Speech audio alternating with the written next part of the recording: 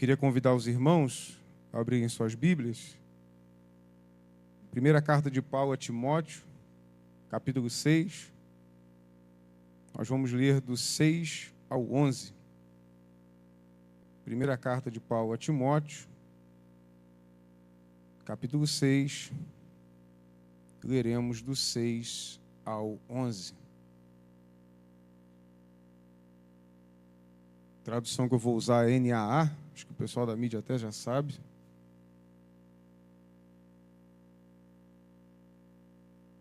Primeira carta de Paulo a Timóteo, capítulo 6.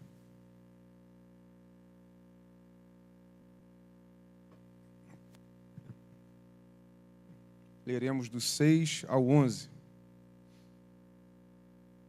Amém?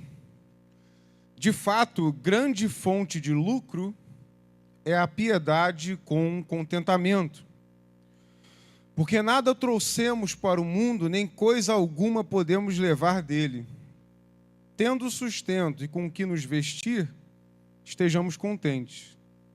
Mas os que querem ficar ricos caem em tentação, em armadilhas e em muitos desejos insensatos e nocivos, que levam as pessoas a se afundar na ruína e na perdição. Porque o amor ao dinheiro é a raiz de todos os males. E alguns, nessa cobiça, se desviaram da fé e atormentaram a si mesmos com muitas dores. Mas você, homem de Deus, fuja de tudo isso. Siga a justiça, a piedade, a fé, o amor, a perseverança, a mansidão. Vamos orar? Querido Deus, amado Pai, eis aqui a Tua palavra, ó Senhor. Tem misericórdia de nós, abre o nosso entendimento, para que tudo aquilo, ó Pai, que o Senhor tem falado ao meu coração, pela Tua misericórdia, ó Pai, que o Senhor possa falar ao Teu povo. Ó Pai, aquilo que está gemendo no Teu coração, ó Senhor, a Tua santa indignação contra o pecado e a Tua sede de salvar vidas e que elas sejam alcançadas pela verdade do Evangelho. Que essa sede, que essa indignação santa possa contaminar a Tua igreja, encher a Tua igreja, e pelo Teu Espírito Santo, ó Pai, todos possam ser cheios do Teu fogo, do fogo do Teu Espírito, para condenar o mal e anunciar o caminho da salvação. Porque nós queremos, ó Pai, abominar aquilo que o Senhor abomina e amar aquilo que o Senhor ama. Essa é a nossa oração, esse é o nosso desejo, é o que pedimos e agradecemos em nome de Jesus. Amém. Amados, o tema desse sermão é o lucro do Evangelho. O lucro do Evangelho. Eu estava brincando um dia desses com o pessoal lá do trabalho e eu expus o seguinte, né? Fazendo uma teologia popular da queda de Adão, né? Eu estava pensando assim, rapaz, se o homem pelado no meio do mato, Carla, já deu ruim, que dirá o homem agora?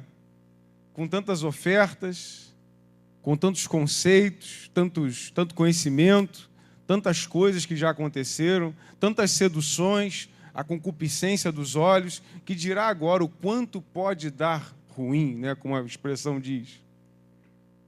Eu fico pensando, eu falo, Deus descreveu um cenário para nós, que é o cenário para não deixar ninguém com dúvida do que o homem é capaz de fazer, né?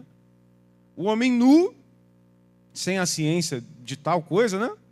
Sem ter a vergonha disso, porque não tinha consciência de pecado, ele, diante de tudo aquilo que Deus deu para ele, imagina, irmãos, um mundo onde não tenha território dividido para cada um, né? Até o pastor Zé Bruno, do Resgate, que muita gente está conhecendo agora, né? Através das pregações dele, né? Os trechos no Instagram, mas Resgate já está na estrada há mais de 30 anos. Ele até disse assim, né? Alguém um dia, no meio da história do mundo, reservou um pedaço de terra para ele e disse, isso aqui é meu.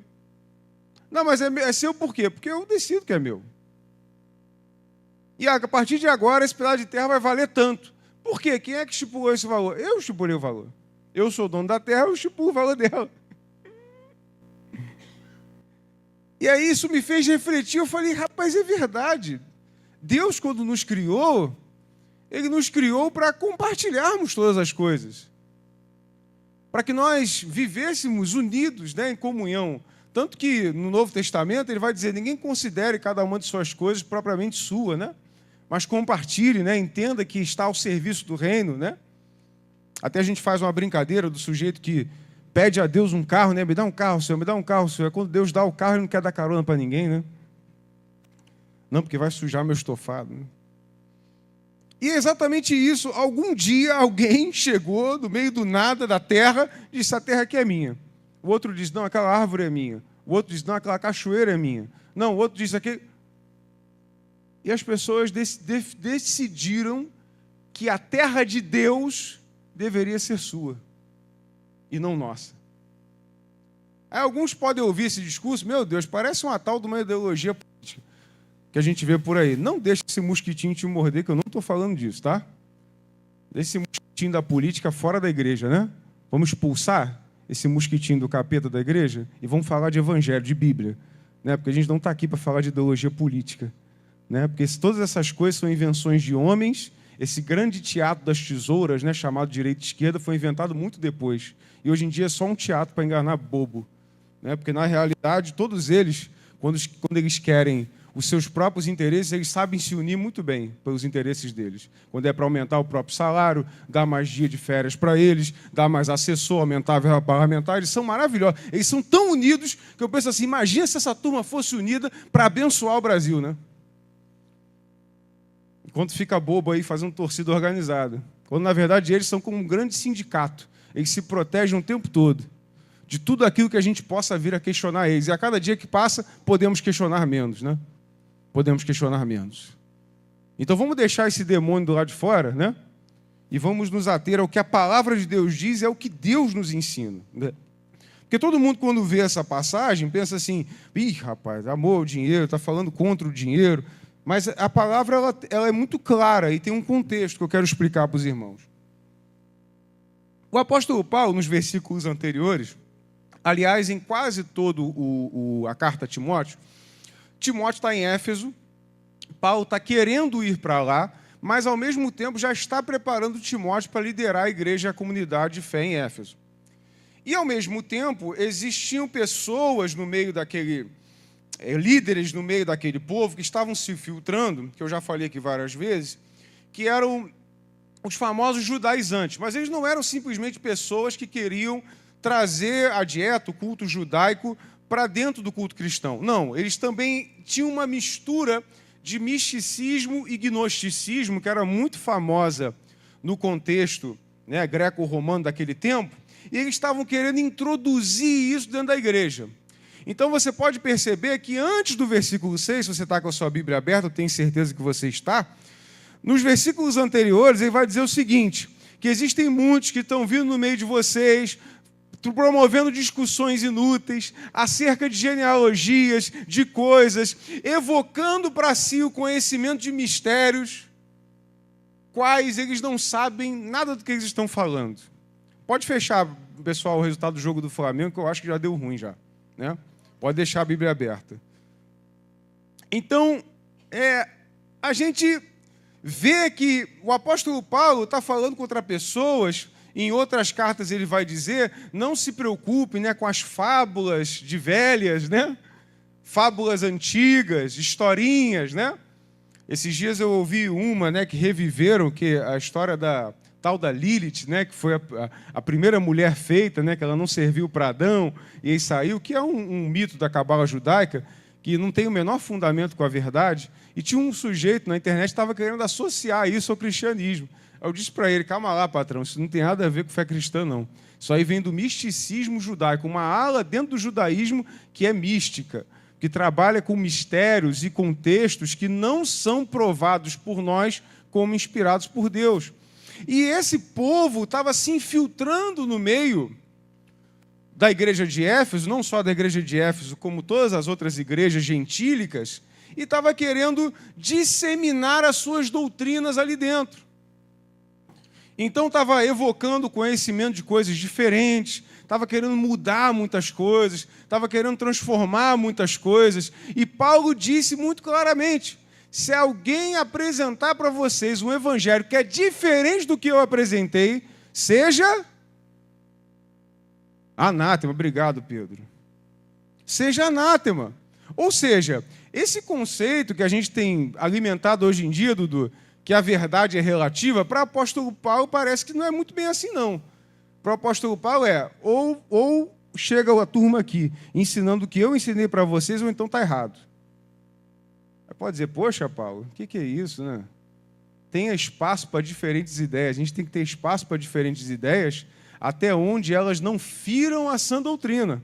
A partir do momento que elas entram em doutrinas fundamentais e essenciais do Evangelho, nós temos que cortar fora. Porque, como eu falei no início, uma das características de servir a Deus não é somente amar o que Ele ama, mas também abominar o que Ele abomina. Portanto, muitas das vezes, nós, a igreja contemporânea, a igreja de hoje, ela tem tentado enfatizar no meio do povo muito do amor e daquilo que Deus ama, mas se esquece de que Deus também abomina algumas coisas. E nós precisamos aprender a pensar fora da caixa política, porque a caixa política tem contaminado a igreja.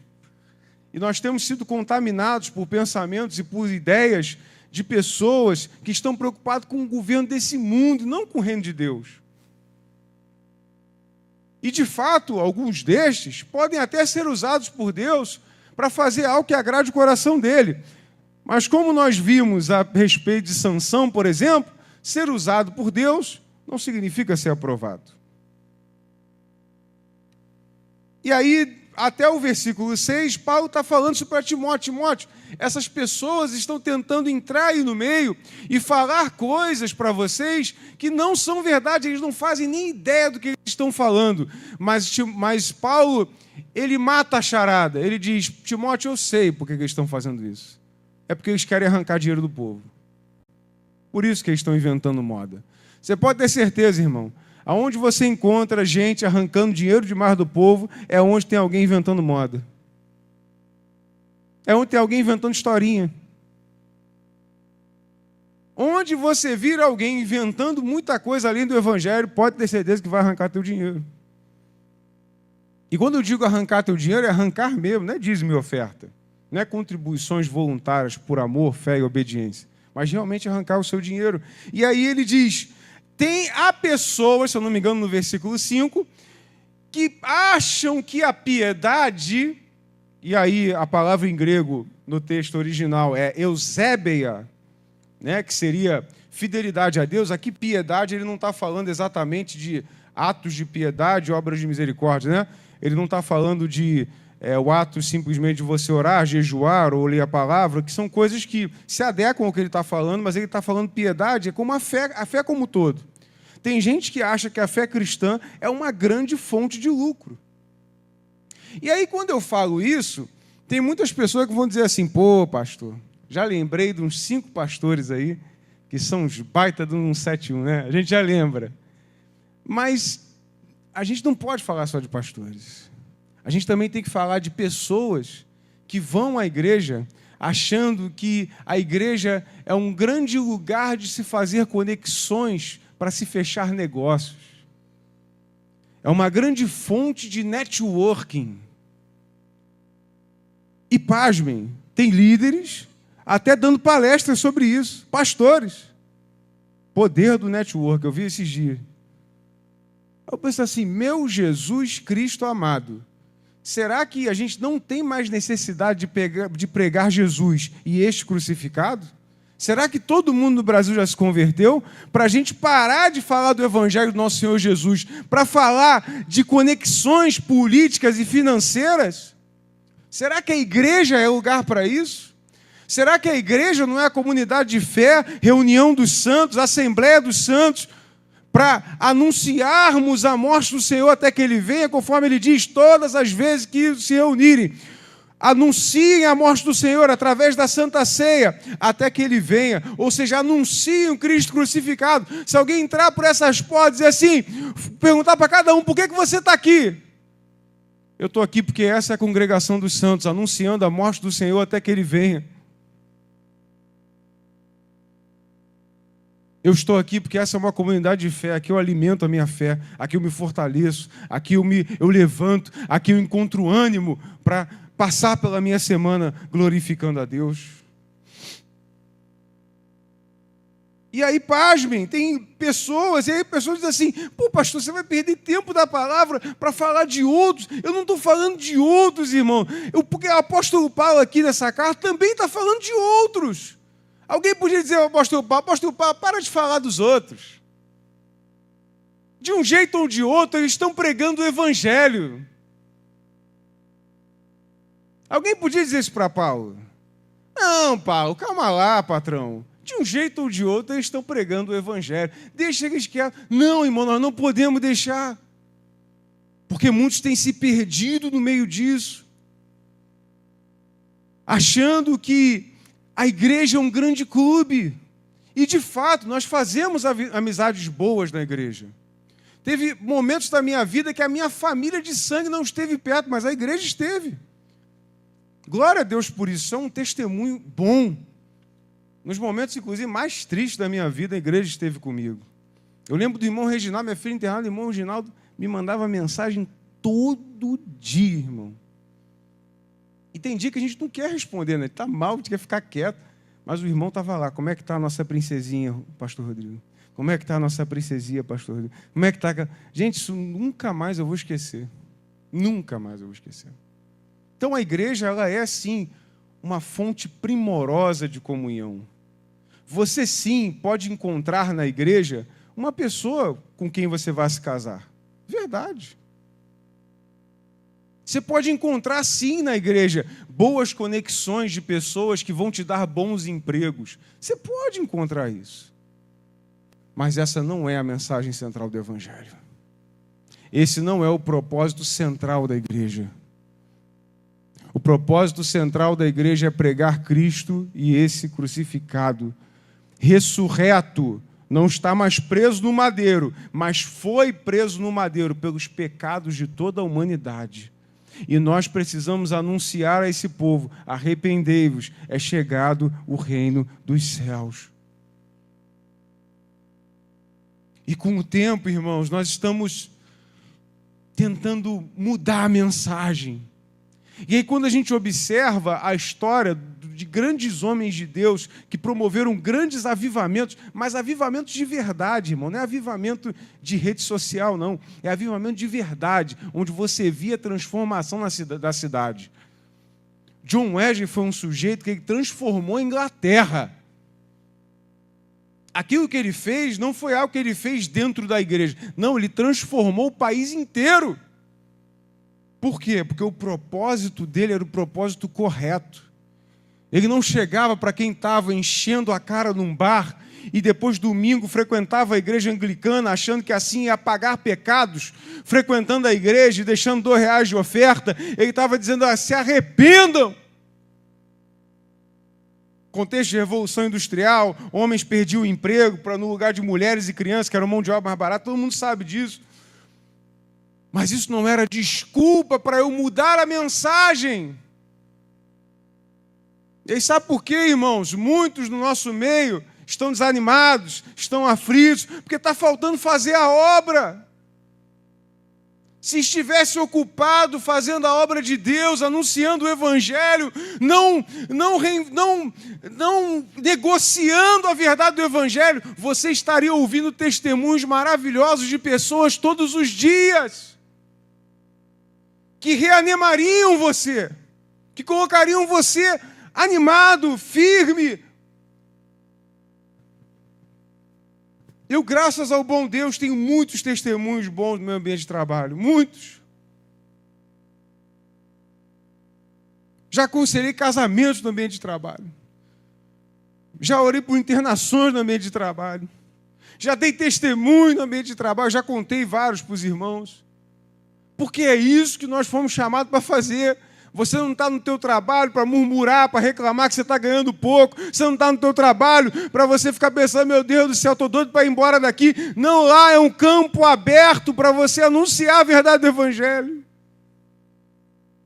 Esses dias eu fiquei muito feliz, porque um irmão que eu havia discipulado há muitos anos, e na época eu lembro que eu falei coisas duras para ele, mas que precisavam ser ditas, porque ele estava se desviando, ele estava saindo do caminho, e eu estava vendo isso, e era a minha responsabilidade. Eu não era pastor nem nada, mas eu falava, isso é um caminho de morte, você vai dar ruim, vai dar problema, sai disso, sai daquilo. E eu lembro que naquela época ele se afastou de mim. Se afastou. E seguiu o caminho dele. Irmão, para a glória do nome do Senhor, sei lá, 7 anos depois, nem sei mais, 8 anos depois, ele voltou aqui, ficou me mandando mensagem. Falei, rapaz, esse camarada estava me ignorando até 2 dias atrás, rapaz. Estava me mandando mensagem, tentando me ligar, irmã Liga. Não, Botinho, eu só queria ligar para te agradecer. Porque naquela época eu não entendi, hoje eu entendo. Hoje eu estou no caminho de Deus. Hoje eu estou firme na fé. Eu quero te agradecer porque você falou para mim o que você tinha que falar. Eu quero agradecer porque você não mediu esforço. Eu quero agradecer. E só Deus sabe, irmão, como é que o meu coração estava. Eu falei, meu Deus do céu, eu podia seguir o caminho mais fácil. Eu podia pensar que isso não era problema meu. E às vezes a gente faz isso, né, irmãos? A gente pensa assim, isso não é problema meu. Não, o Espírito Santo depois vai falar. Não, o Espírito Santo depois vai convencer. Amados, se é o teu discípulo, se é a pessoa que você está cuidando de perto, se você tem intimidade para isso, não meça esforços, não deixe os seus irmãos caírem no abismo, vai até lá e fala com eles. Eu não sei se eu falando aqui está fazendo você lembrar de alguma coisa, mas é isso mesmo. Não deixe. Então aquelas pessoas podiam falar para o apóstolo Paulo, Paulo, pelo amor de Deus, está ensinando uma coisinha errada, outra aqui, mas o povo está aprendendo. Amados, se nós pensássemos assim, nós estaríamos até hoje rezando missa em latim.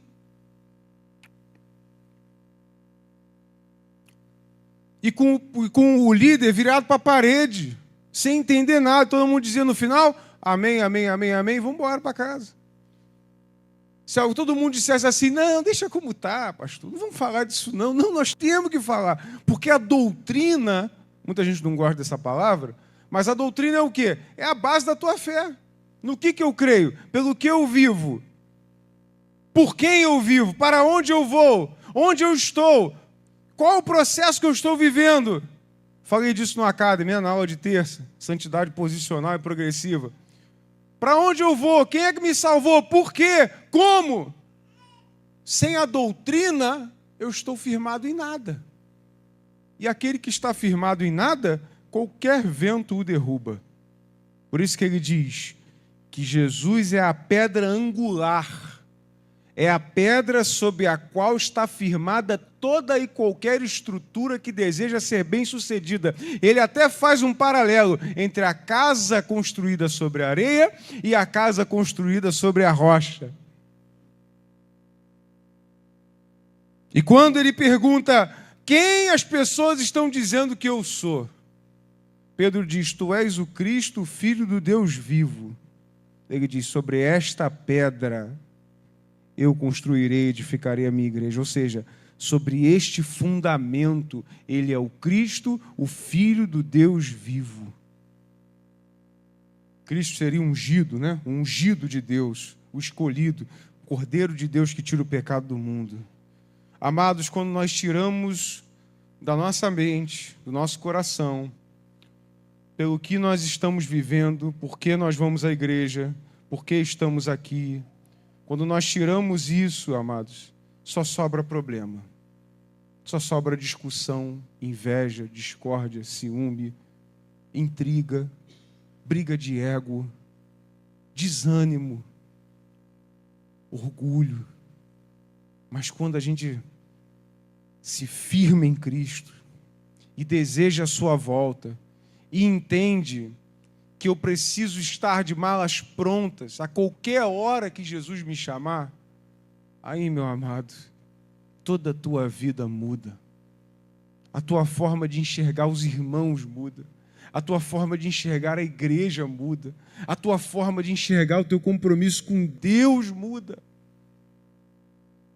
E é por isso, irmãos, que não existem poucos que estão desanimando do Evangelho, porque estão perdendo de vista por quem e para quem foram chamados e para quem se deve a sua vida.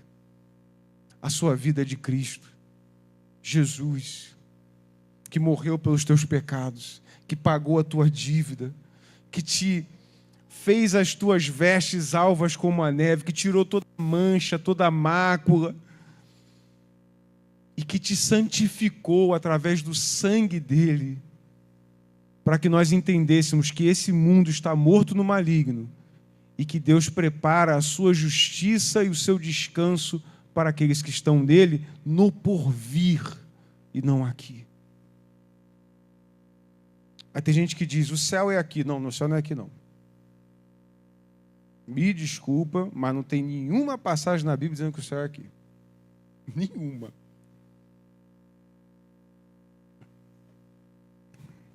Nenhuma. O céu não é aqui. Porque o céu vai ser muito melhor do que aqui.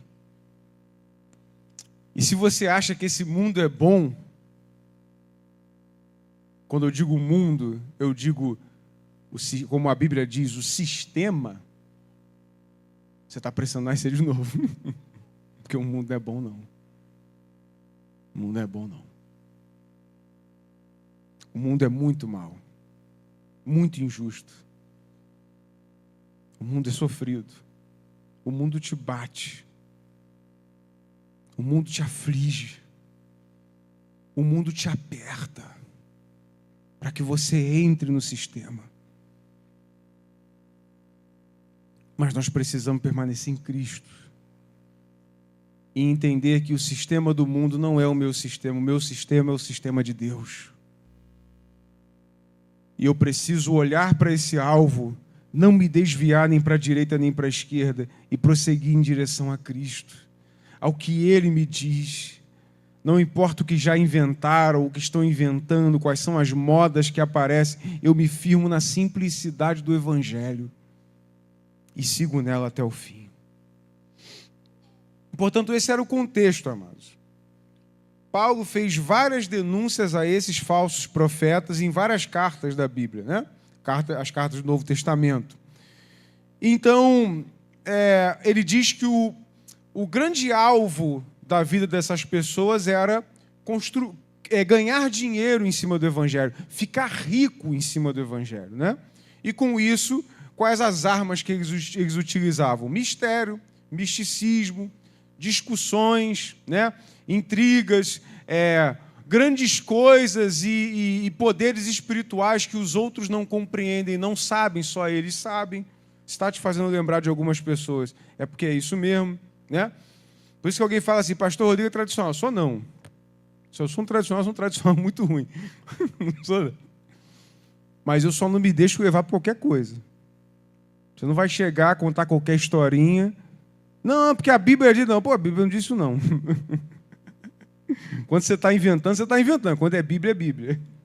Onde for Bíblia, ó, eu estou dentro, estou mergulhando, Michele, ó.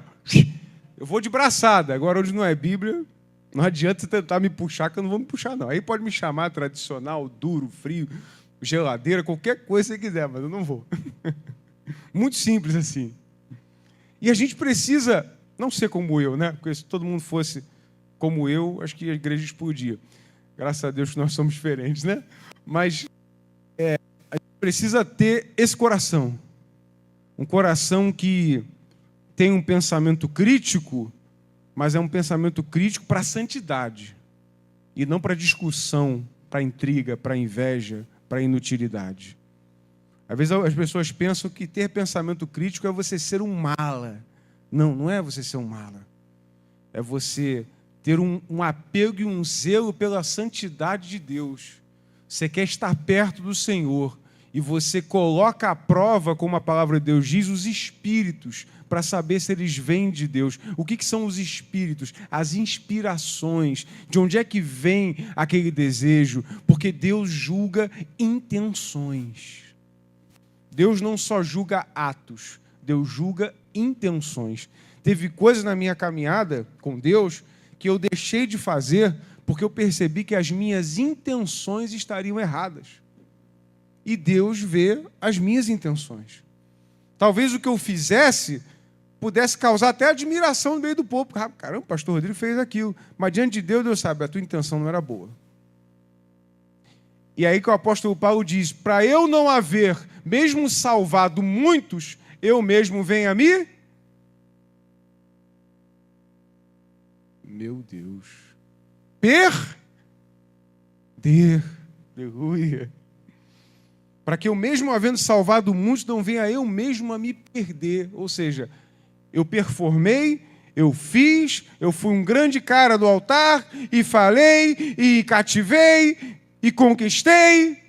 Mas no final das contas, minhas intenções, conforme o apóstolo Paulo diz aqui, eram as piores possíveis.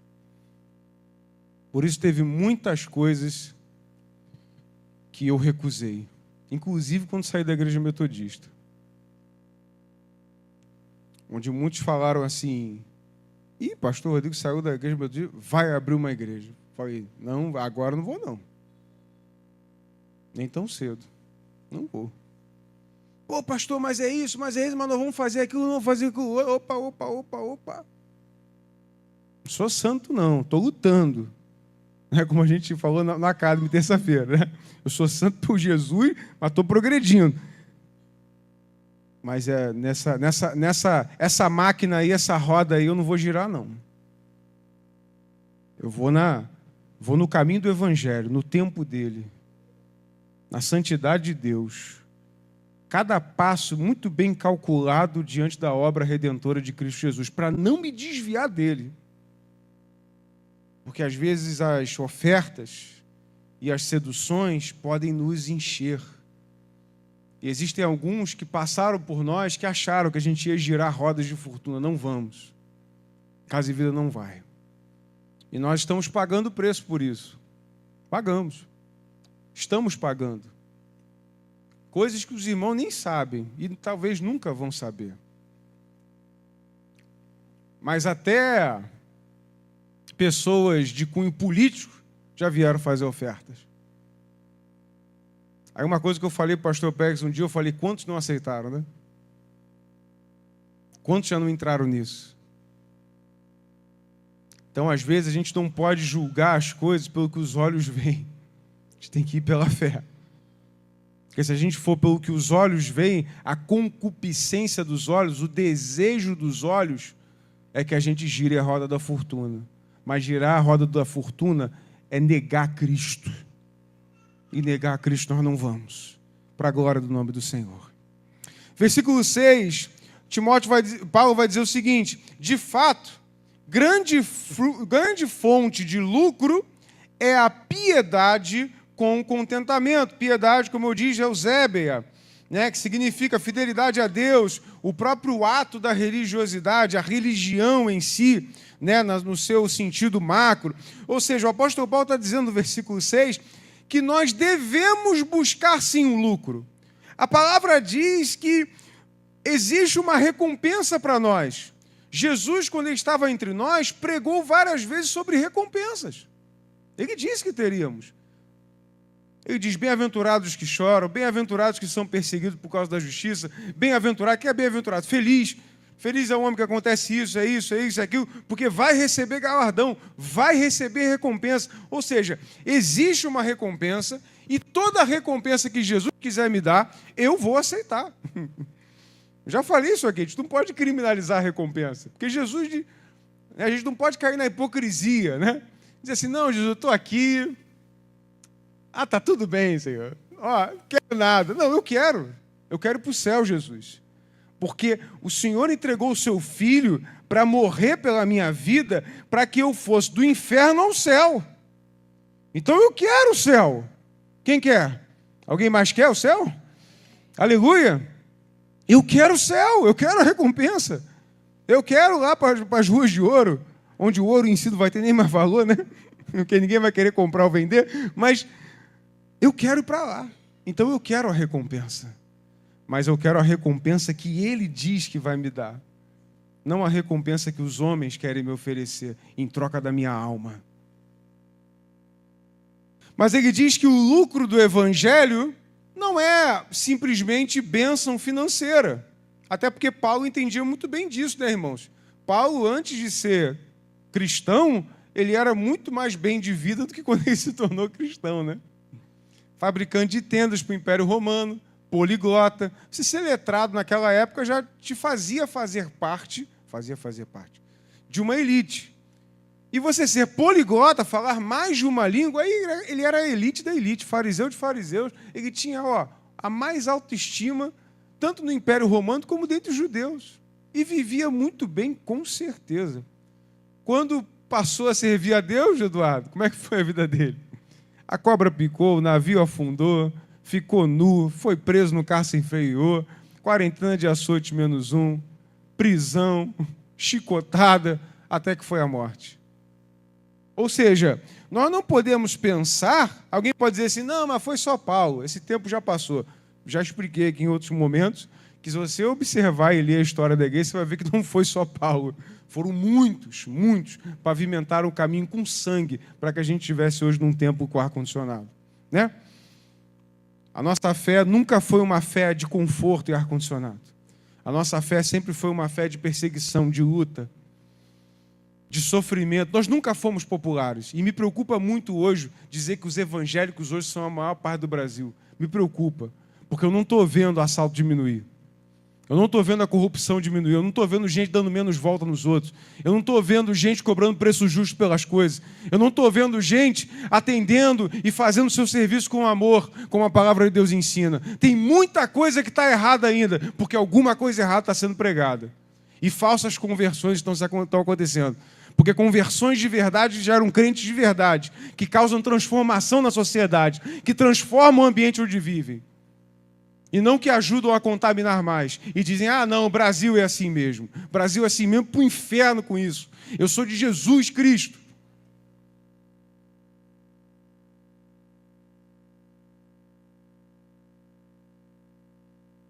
Para o inferno com isso. Nós não podemos nos submeter a isso, irmão. Nós precisamos abominar aquilo que Deus abomina. Se está errado, está errado. E nós não podemos participar. Nós não podemos nos assentar em algumas rodas, irmãos. Nós não podemos. Nós somos do grande rei. Nós não deveríamos nos deslumbrar com os reis desse mundo, porque nós somos de um rei muito maior e muito melhor. Nós não somos desse mundo. Nós não somos do inimigo, nós não somos dos reis, dos governantes, dos presidentes, dos deputados. Nós não queremos o dinheiro deles. Nós queremos seguir a Jesus. Nós queremos seguir a Jesus. Ou seja, ele diz, se eu for um bom crente, tiver fé em Deus e for contente, essa é uma grande fonte de lucro. Irmão, se a gente pregar isso em alguns lugares, acho que mais da metade do povo vai embora. Não vai? Que isso, pastor? Você está dizendo que a gente tem que se contentar com aquilo que a gente tem? E a grande terra? E comereis o melhor dessa terra? E a lagosta? E o...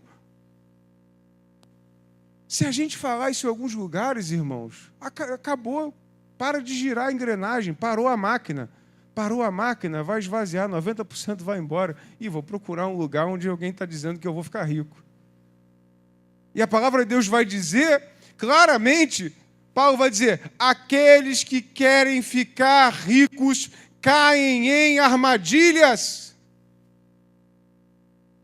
E isso não é discurso franciscano, irmãos. Discurso de pobreza, não, irmão. Ninguém gosta de ser pobre, não. O Senhor não gosta de te ver pobre, né, sem dinheiro para comprar uma bala, não. Não é isso que ele está dizendo. Ser rico aqui é aquele que quer acumular. O que ele está falando do rico? É o que acumula. É o que perverte o valor e o sentido do dinheiro. Porque o dinheiro tem um sentido. O dinheiro tem um uso, que pode ser para a obra de Deus, santo, ou pode ser para os propósitos do mundo, os propósitos malignos. O dinheiro em si, o apóstolo Paulo não está dizendo que o dinheiro é o problema. Mas ele está dizendo, se você é um cristão e você quer ficar rico, tem alguma coisa errada. Por quê? Versículo 7. O que diz o versículo 7?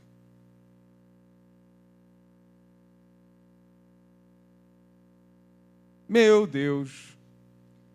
Como eu falei no início, Adão, como é que Adão chegou no mundo? Nu, no meio do mato. E deu problema. Agora imagina hoje, com os carros de luxo, casas de luxo, onde a fé é medida por aquilo que você tem, por aquilo que você conquistou, onde a fé é medida por aquilo que os olhos veem, ou a marca que aparece na sua blusa, ou no seu calçado, onde a fé é medida por qual escola você conseguiu entrar, ou qual empresa você trabalha, ou quantas empresas você abriu. E aí, diante dessa visão, todo empregado é um amaldiçoado, abençoado mesmo é quem abre empresa, né? Ou seja, é o esquema de pirâmide, né? Lute para ficar no topo da pirâmide. Se um dia você está sendo chicoteado, luta para o chicote estar na sua mão. É isso que estão pregando, irmãos. Ah, você está tomando chicotada? Então, nós vamos orar, Deus vai te abençoar, o chicote vai estar na tua mão. Agora é a tua vez de dar nas costas dos outros. É isso que a gente está ensinando para o povo. Quando digo a gente, não a Casa e Vida. Né? Está ensinando isso. Não, você não vai ser mais cauda, você vai ser cabeça. Aí ser cabeça é o quê? Sentar o chicote dos outros, né? Ganhar em cima dos outros, né? Pagar o mínimo que você puder para lucrar o máximo que você puder. É isso que agrada o coração de Deus? É isso que agrada? Onde a gente vê um Brasil onde um policial ganha uma merreca, o professor ganha uma merreca, e um político que só quer saber de fazer a própria vida dele, dos seus familiares, ganhando rios e rios de dinheiro, e ainda que ele saia do mandato, ele está compulsoriamente aposentado com o nosso dinheiro? E aí alguns olham para isso e dizem assim, não, agora eu conheço um que vai mudar. Sabe como é que muda? Jesus está dizendo em Apocalipse como é que muda. Quando os céus se enrolarem como um pergaminho, a terra se desfizer no seu firmamento e o Senhor Jesus vier com um cavalo branco destruindo tudo. Essa é a solução, irmãos.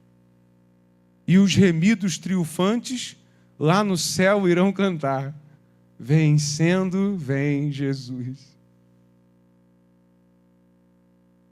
Quando foi que nós esquecemos disso? Quando foi que nós esquecemos disso? Quando foi que a gente quis inventar coisas em cima do que Jesus disse?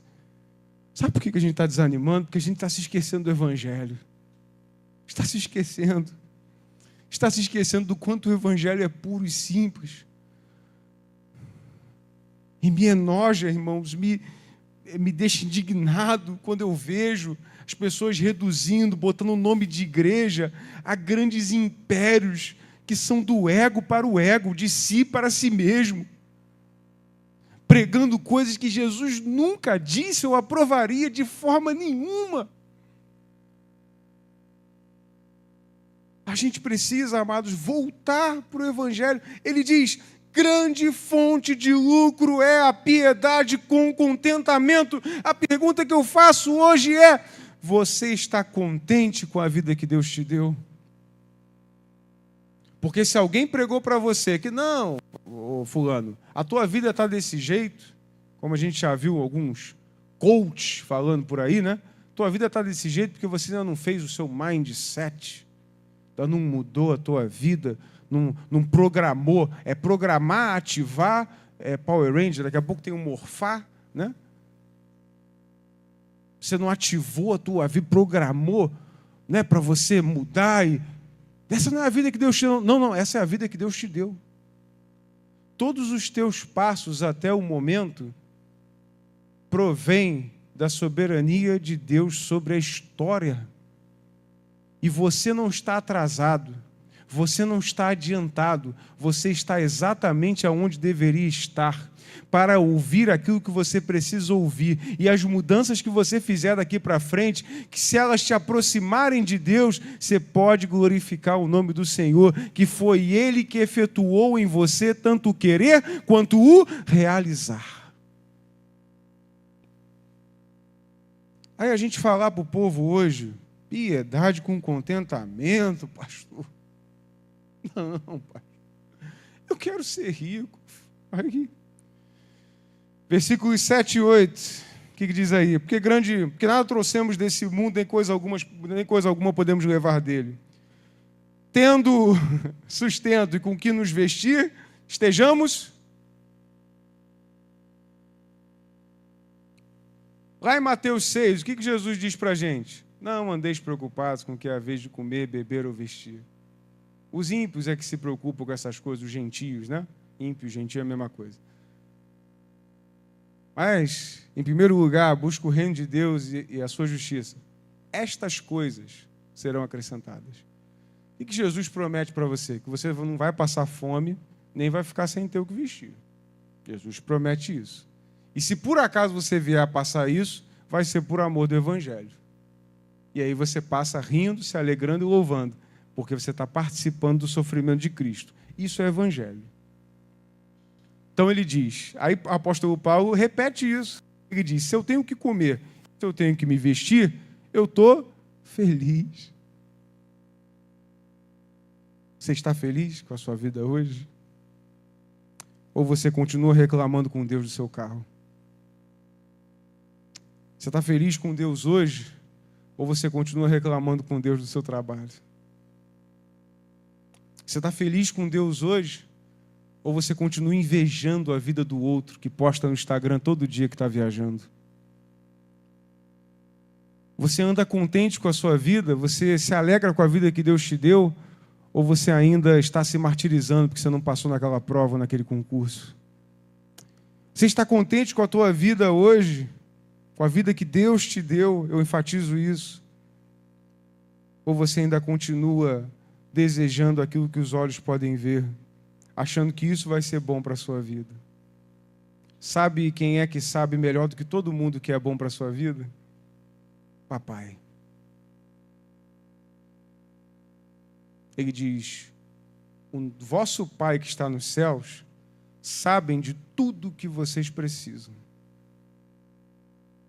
Não fica pedindo, nem falando, nem querendo, igual que esses mandrakes, né? Não, você pediu a Deus um carro, mas você não falou a marca, né? O modelo, né? Sim, porque eu tenho que dizer para Deus o que é melhor, né? Eu tenho que dizer para Deus o que o soberano Criador do universo... Não, Senhor, eu estou te dizendo, isso aqui é melhor, tá? Que absurdo. Que ofensa ao Todo-Poderoso. Por isso que eu, de uns anos para cá, eu estava até brincando com o irmão, com a minha sogra, que eu falei isso dentro do carro. Falei, não, pede para Deus, eu não peço mais nada, irmão. Eu falo, Senhor, que seja feita a tua vontade, que o Senhor me dê bênção. Pô, pastor, mas isso é uma visão muito pequena. Não. É a visão anti-soberba. É a visão anti-ganância. Se Deus der, deu. Se Deus não der, Ele é Deus, e amém. Teve um homem chamado Jó que, passando por situações muito piores do que qualquer irmão aqui passou, ele disse assim, Deus me deu e Deus tomou, bendito seja o nome do Senhor. Esse é o Evangelho. Pô, pastor, mas esse Evangelho não é fácil. E quem é que disse para você que era fácil? Você é elite, irmãos. Isso não é papo motivacional. Nós somos a elite mesmo. A elite da cruz. A elite do sacrifício. A elite do dar a outra face. A elite do sofrer por amor do Evangelho. Não para a gente sair pela rua dizendo que nós somos melhores do que ninguém, porque nós não somos. Nós só somos alvo da graça de um Deus Todo-Poderoso, que escolheu nos amar e nos salvar. E que antes que nós escolhêssemos a Ele, Ele nos escolheu para sermos filhos dEle e vivermos uma vida contente, alegre, com aquilo que Ele aprouve, na sua sabedoria e na sua soberania, nos dar.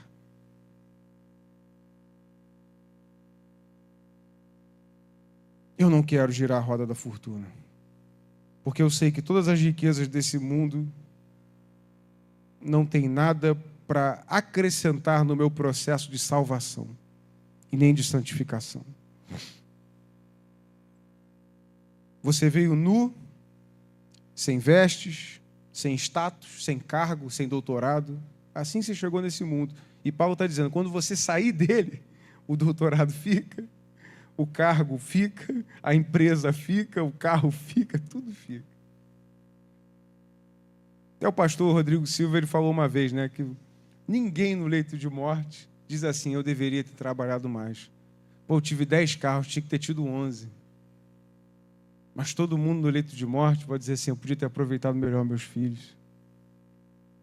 Poderia ter me entregue a Deus. Por que eu não conheci esse evangelho antes? Por que eu não me entreguei antes, entreguei meu coração? Por que eu não relevei aquela briga de família? Por que eu não fiz por menos aquela briga de terreno? Por que eu não amei mais e tive mais misericórdia? No final das contas, irmãos, muitas das coisas que hoje têm sido os pilares da nossa vida vão ficar aqui.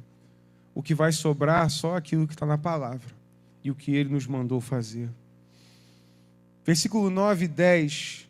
Mas os que querem ficar ricos caem em tentação, em armadilhas e em muitos desejos insensatos e nocivos, que levam as pessoas a se afundar na ruína e da perdição. Amados, nós vivemos num país que é um país de terceiro mundo. Tem muita gente pobre no Brasil. E nós não somos pobres porque a terra que Deus nos deu, e nós chamamos de Brasil, é pobre não, a terra é muito rica. Mas a corrupção do ser humano empobrece ele. Nós não somos empobrecidos porque Deus não nos ama. Nós somos empobrecidos porque nós empobrecemos uns aos outros como sociedade. Nós tiramos uns dos outros, nós não pagamos aos outros o que é devido, né? Nós não damos valor uns aos outros, nós tiramos coisas dos outros. Se você for observar o Brasil é um dos países mais ricos em recursos naturais. Olha a miséria que esse país se encontra. Isso é culpa de Deus? Isso é culpa do ser humano. Porque Deus colocou o homem no jardim e disse, cuida dele, é teu. Dá o nome aos animais, domina sobre todos, faz aí.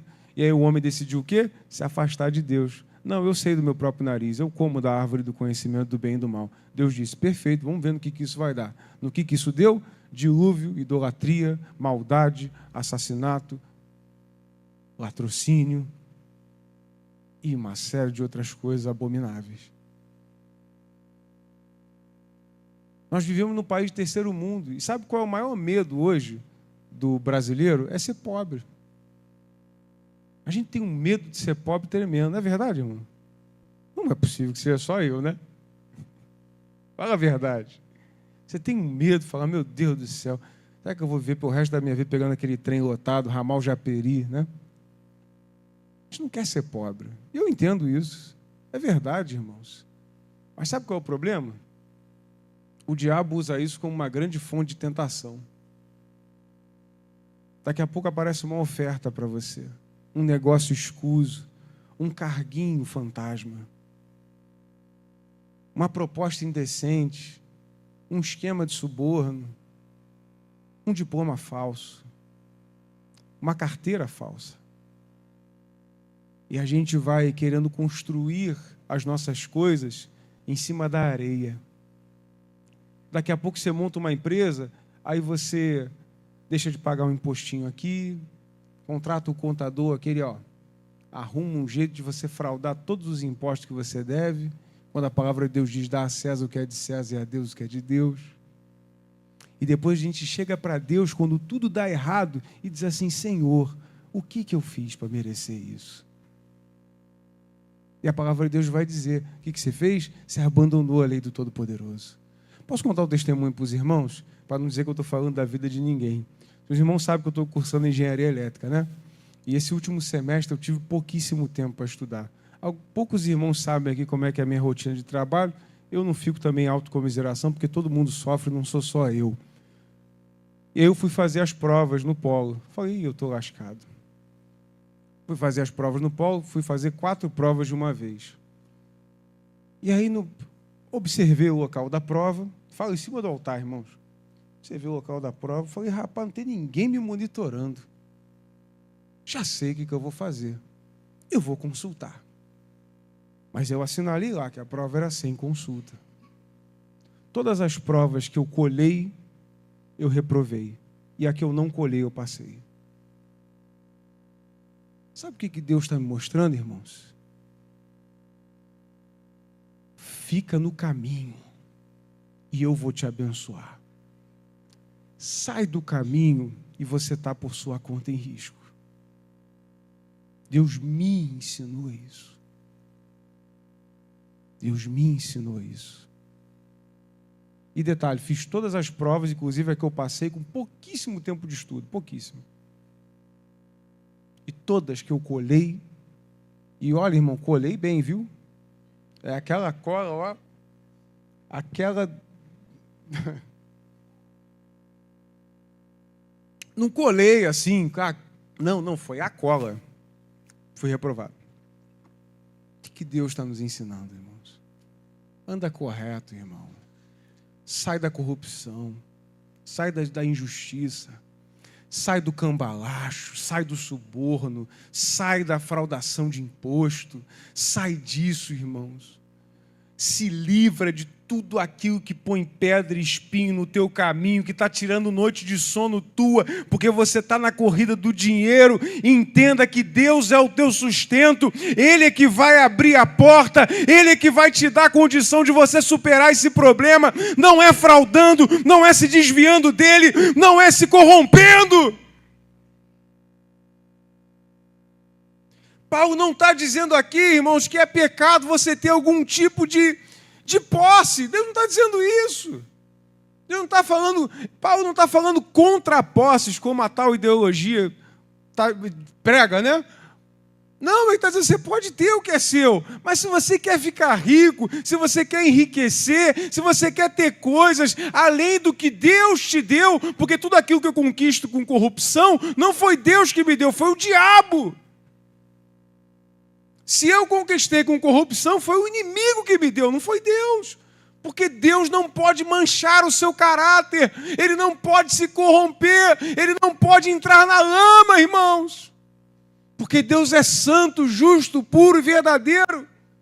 Ele é a verdade, não a mentira. Ele não vai entrar na corrupção junto com você. Ele vai esperar você voltar e se arrepender para você caminhar junto com Ele.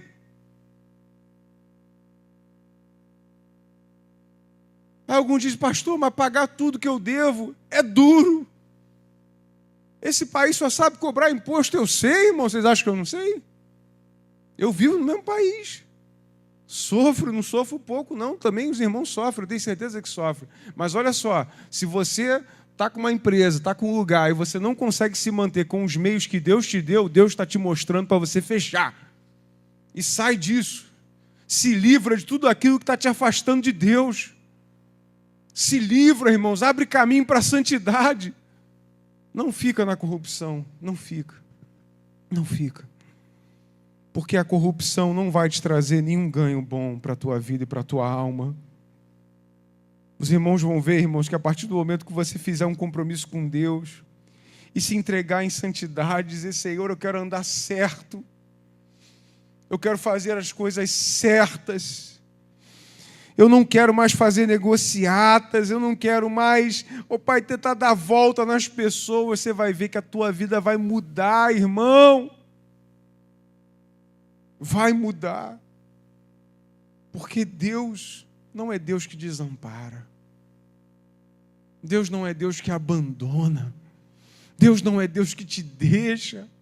Deus não vai deixar você passar fome, a tua família. Deus não vai te deixar, Pai, desguarnecido.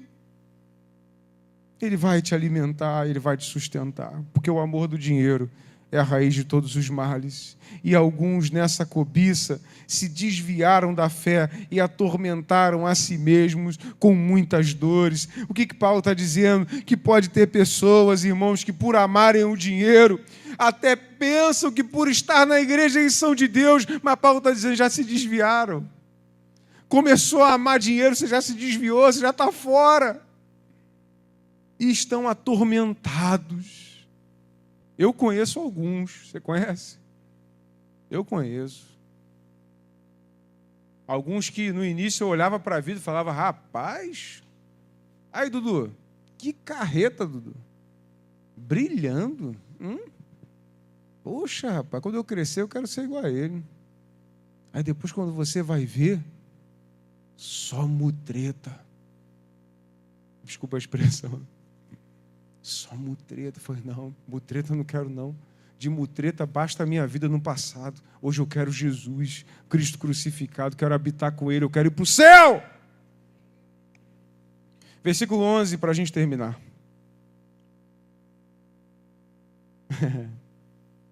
Aí ele diz para Timóteo, mas você, homem de Deus, fuja de tudo isso. Siga a justiça, a piedade, a fé, o amor, a perseverança e a mansidão. Como é que eu fujo disso então? Paulo está dizendo, primeiro, a justiça. Pois se eu preservar o que é justo, não vou levar ninguém ao engano nem ser enganado. 2, a piedade. Pois se eu buscar a Deus, não terei mais prazer nas coisas materiais, a ponto de me esquecer de que Cristo é o suficiente. O que Paulo está dizendo aqui, irmão, não é para você, vou deixar de apreciar uma boa comida, ou de fazer uma boa viagem, ou de morar numa casa boa, comprar um sofá confortável. Paulo não está dizendo isso, Deus não está dizendo isso para você. Ele está dizendo que você não pode colocar isso acima da suficiência de Cristo. Você precisa aprender que, tendo o que você tem ou não tendo, Cristo continua sendo suficiente. Você não precisa de mais nada, você precisa de Jesus. Ele é a tua, Ele te faz contente, Ele te faz feliz. E aquilo que você tem, você pode até glorificar a Deus por isso, mas não é um fator condicional para eu servi-lo. 3, a fé. Pois sem esta, eu não conseguirei preservar o amor, a perseverança, nem ter mansidão. Então, amados, algumas aplicações pessoais para nós orarmos. Precisamos saber identificar os falsos profetas da nossa geração, nos afastarmos deles, condenar as suas práticas abertamente. Deus não só ama a luz, mas também aborrece as trevas. 2, precisamos aprender a sermos contentes, satisfeitos em Deus, em todas as circunstâncias. O nosso lucro em Cristo não é na terra, mas no porvir. E 3, precisamos fugir do desejo de ficarmos ricos. Esse desejo nos leva a rifar a santidade e o bom testemunho, perverter, subornar e trapacear, e fazer desse propósito mundano a nossa meta de vida, o que está fora dos propósitos de Deus para os salvos. 4, precisamos nos alimentar da verdadeira fé, pura e simples em Deus, para que não venhamos a cair nessas ciladas do diabo e nos desviarmos da fé verdadeira. Não podemos deixar a ganância, a discórdia, os ciúmes e as demais obras das trevas nos tragar e nos separar. Precisamos ficar firmes na fé, esperança e amor de Deus.